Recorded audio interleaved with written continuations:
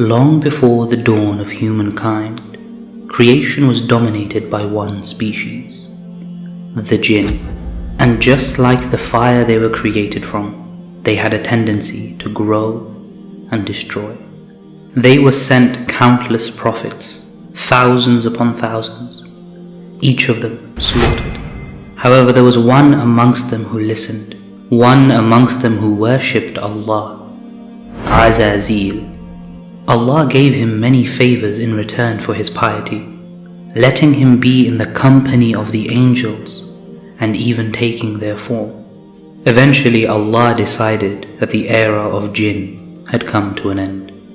And so Allah commanded the angels to meet the jinn with their destruction. Ever filled with zeal, Azazeel asked permission to join in the eradication. And so with a company of angels, Azazeel cleansed the earth of jinn. When they returned to Allah to report that they had fulfilled their mission, Allah revealed His new creation, His new Khalifa upon the earth, Adam.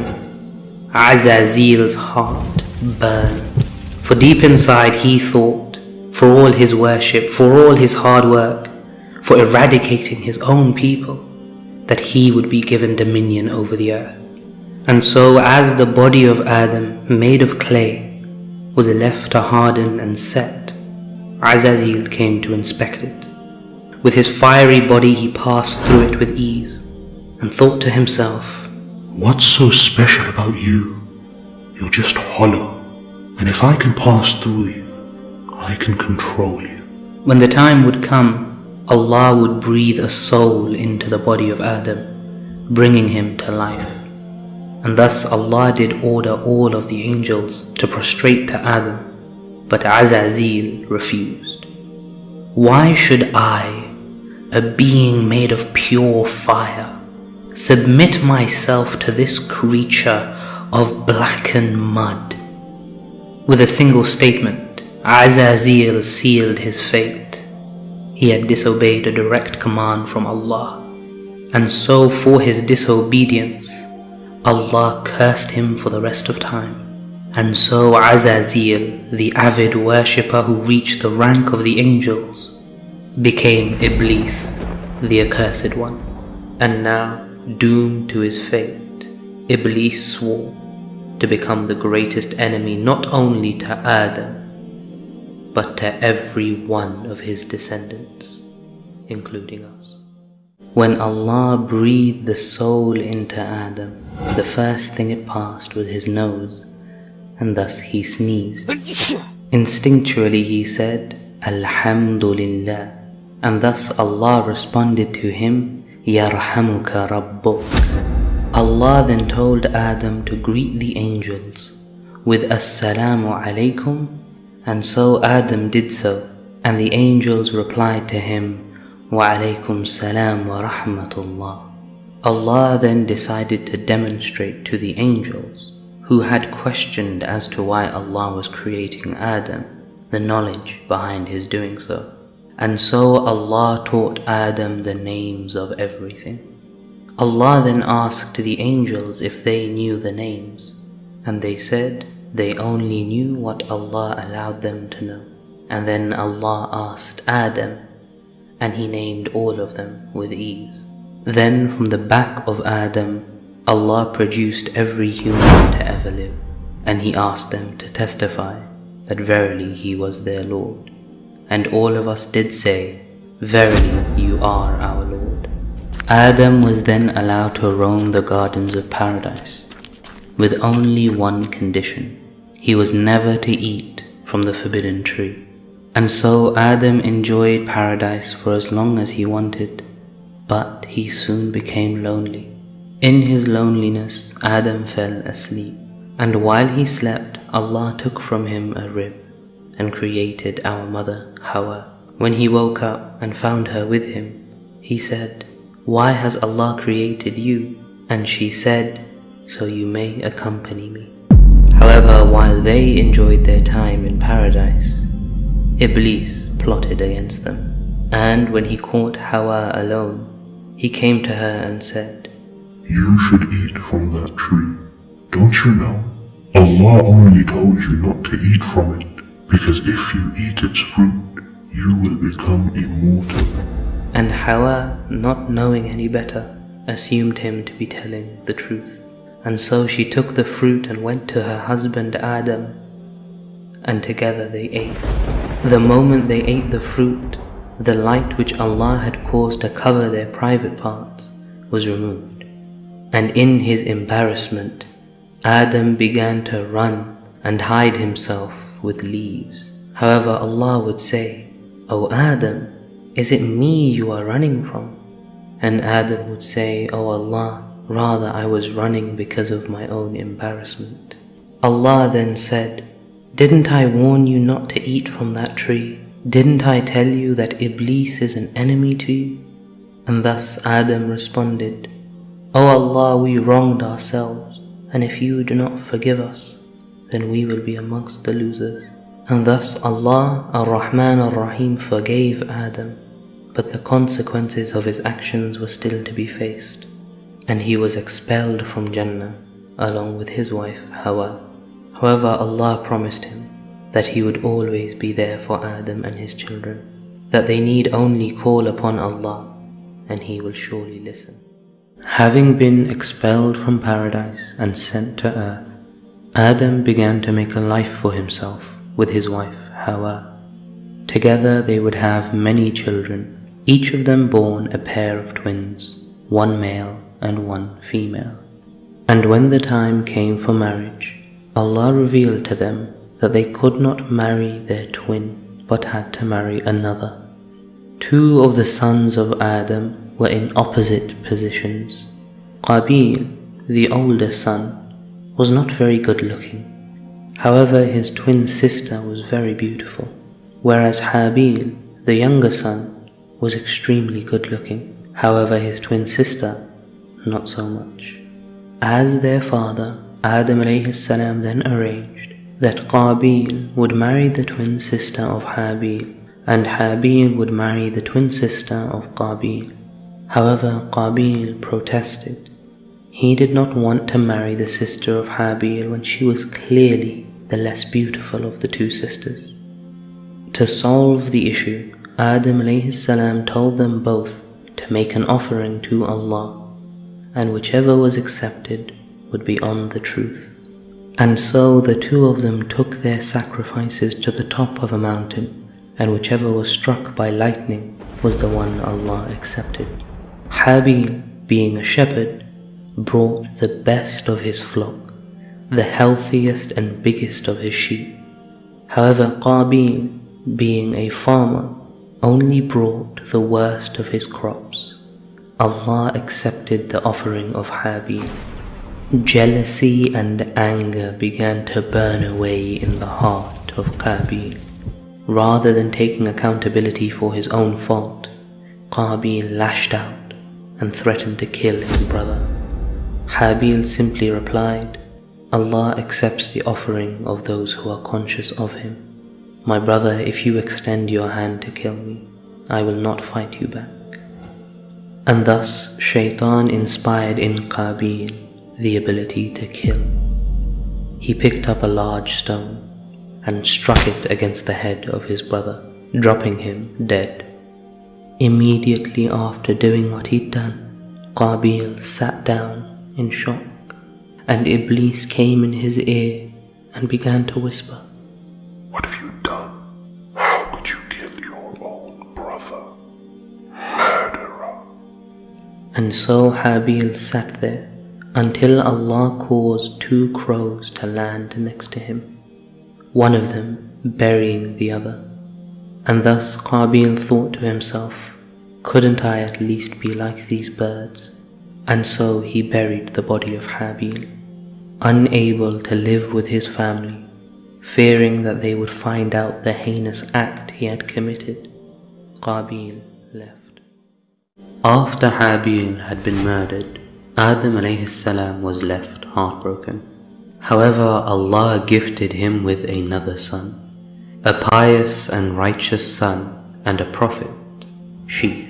After the death of Adam alayhi salam, Sheeth became the leader of mankind. By this point, the children of Adam had split into two groups: the people of Sheeth, who lived in the mountaintops, and the descendants of Qabil, who lived in the flatlands. Allah revealed to Sheeth that his people should not mix with the descendants of Qabil.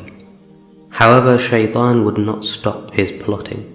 Taking the form of a handsome young man, Iblis came to the people of Qabil, claiming that he was looking for work. When they employed him, he executed his plan.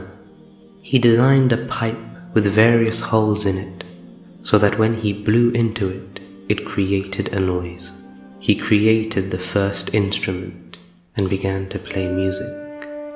The people of Qabil were enticed, having never heard something such as this, and slowly they became distracted from the worship of Allah.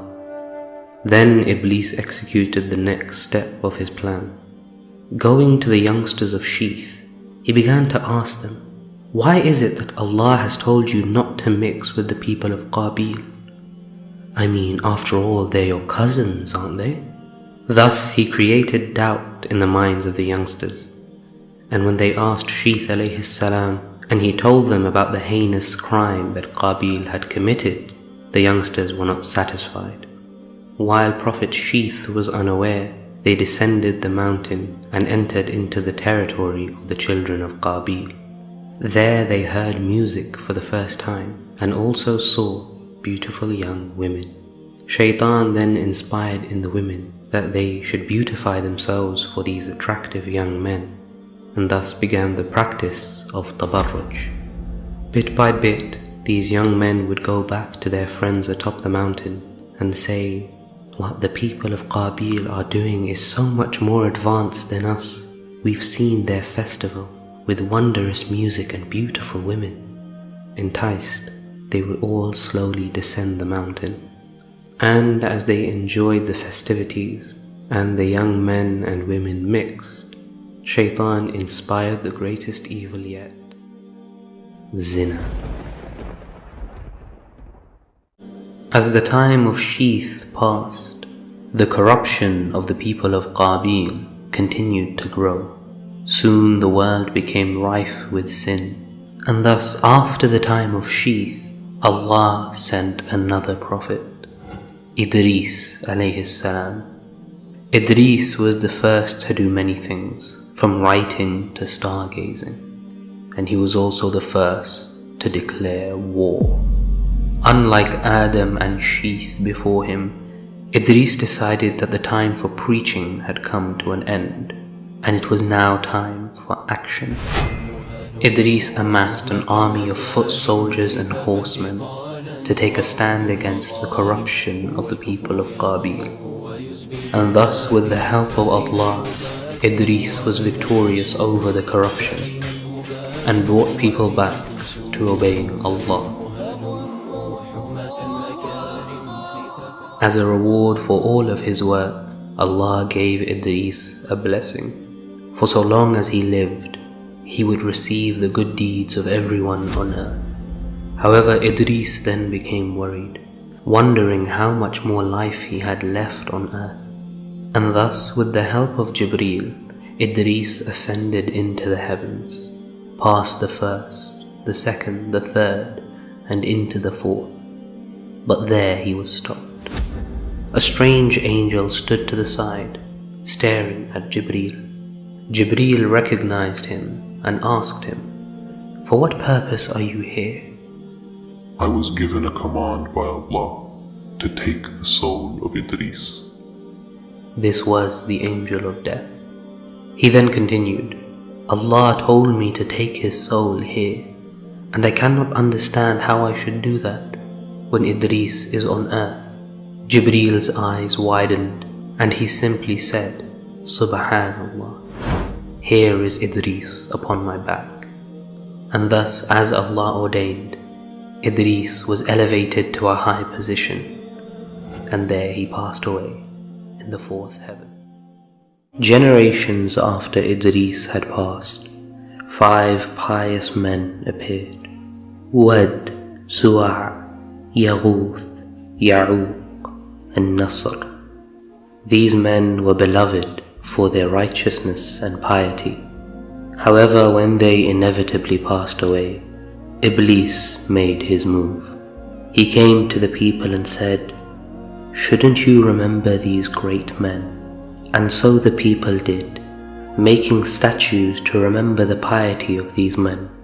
However, Shaitan would come to every generation, slowly deceiving them into believing that these statues were gods. This was the beginning of shirk. With monotheism now being forgotten, Allah had to send not only a prophet, but a messenger, Nuh alayhi salam. Nuh alayhi salam would call his people to the truth of Islam, but they would only mock and ridicule him, calling him a liar and a madman. And this went on for 950 years. And after 950 years of his people refusing to listen, Nuh alayhi salam had enough. He raised his hands to Allah and he said, "O Allah, deal with them as you wish."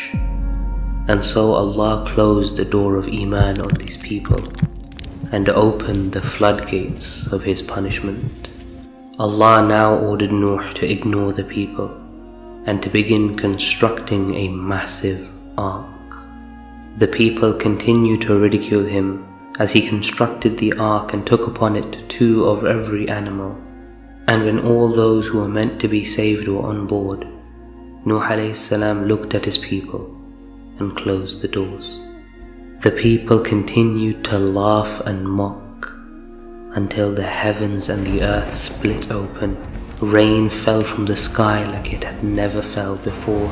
Water gushed from the earth in mighty tidal waves until the entire earth was flooded. And as Nuh alayhi salam looked at the water gushing beneath the ark, he realized his son, Yam, was still out there. He said, "O my son, come on board and do not be like the disbelievers." But his son was not a person of Iman. And he said that he would take shelter with a mountain, not knowing that there was no protection except from the protection of Allah on this day. And Nuh alayhi salam watched his own son drown. After the flood of Nuh alayhi salam, humanity would regrow from his 3 remaining sons. However, 1,000 years after the life of Nuh, shirk would return.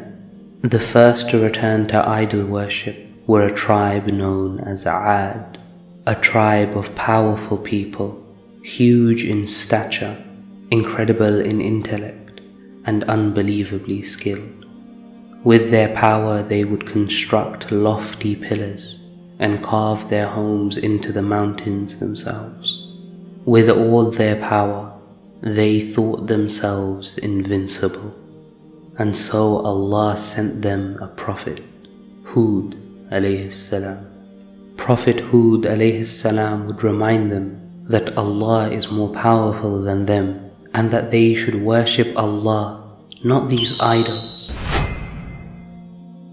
Not only did his people disbelieve in his message, but they would arrogantly boast, saying that no one has more power than them, and they would even threaten Prophet Hud himself. Prophet Hud would simply respond, "All of you may fight me right now without giving me a moment's rest. I have placed my trust in Allah, so there's nothing you can do to me." And so arrogantly the people of Aad would say, "If what you say about your God is true, then bring us the punishment." And so Prophet Hud would leave, and the punishment of Allah would fall on Aad. For 3 years Allah would punish them with a drought, until their water supply ran out. And when they would call out to their idols, Allah sent to them 3 clouds, 1 red, 1 yellow, and 1 black. Thinking that it was a rain cloud, they became happy at seeing the black cloud, until it was too late. It wasn't a cloud of mercy, it was a cloud signaling their destruction. Allah sent upon them vicious storms for 8 days and 7 nights, wind so powerful that it would rip flesh from bone, and by the end of the storm, the once mighty nation of Aad disappeared. A cousin tribe of Aad, Thamud, was sent their own prophet, Salih alayhi salam. Thamud were a mighty people, having the ability to craft mansions and castles into the mountains themselves. However, they did not show gratitude to Allah for all of the strength and blessings that they enjoyed, but rather worshipped idols. When Salih alayhi salam would come to them with the message of Tawheed, they would reply with mockery. However, Salih alayhi salam would continue to call his people, debating with them and showing them the error of their ways, until mockingly they said, "If you want us to believe in your God, why don't you do this? You see that mountain over there? Tell your God to bring from it the largest pregnant she-camel we have ever seen." Salih alayhi salam agreed, and so he prayed to Allah for this miracle, and Allah set down one condition: they could never harm this she-camel. And thus, by the permission of Allah, the rock split open, and from inside came the largest she-camel that had ever lived, already with a child in its stomach. Yet even after seeing this massive miracle, only a few of the people of Thamud truly believed. As per the agreement, the she-camel was left alone to look after her child. However, the people of Thamud quickly became annoyed. Due to her massive size, she would drink almost all of the community's water, and even though they were free to drink from her milk, they continued to complain. The people of Thamud would continue to grow in their hatred for Salih and the she-camel, until 9 of them joined together and plotted to kill them both. Led by a man named Khidar, they slaughtered the she-camel and her child, and though they attempted to kill Salih, he was protected by Allah. Salih alayhi salam gave them one final warning: you have 3 days. 3 days to enjoy your lives until they come to an end. However, even in this they mocked Allah and His Messenger. They put on their burial shrouds and danced around for 3 days. On the first day their faces became yellow. On the second day their faces became red. And on the third day their faces became blackened. And while they were dancing around in their burial shrouds, thinking nothing could touch them in their mountain-carved castles, Allah sent upon them a single shock